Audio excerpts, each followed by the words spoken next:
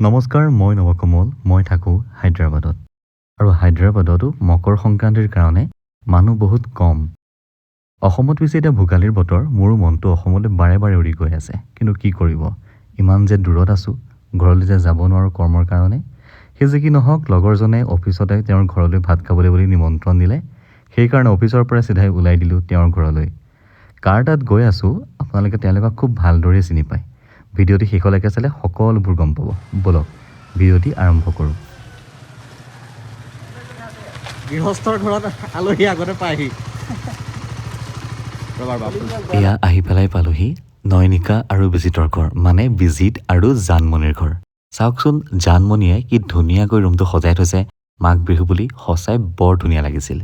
আহি পায়েই আমি খাই ল'লোঁ প্ৰথমে একাপ চাহ, আৰু তাৰ পাছত আমাৰ আড্ডা আৰম্ভ হ'ল।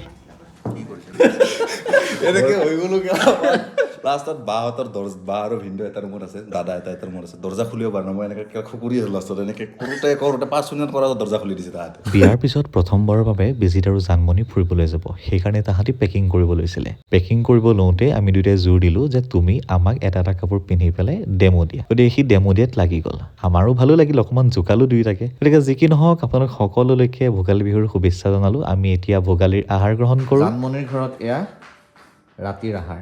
থেংক ইউ বিজিত, থেংক ইউ জানমণি। ধন্যবাদ। তুমি মাংস খাব লাগিব আজি। মই মাংস নাখাওঁ, মই খাবই পনীৰ লাগিব। খাম। ইমান মৰমত বনাইছো, চবে খাব লাগিব, চব খাব লাগিব। আজি মাংস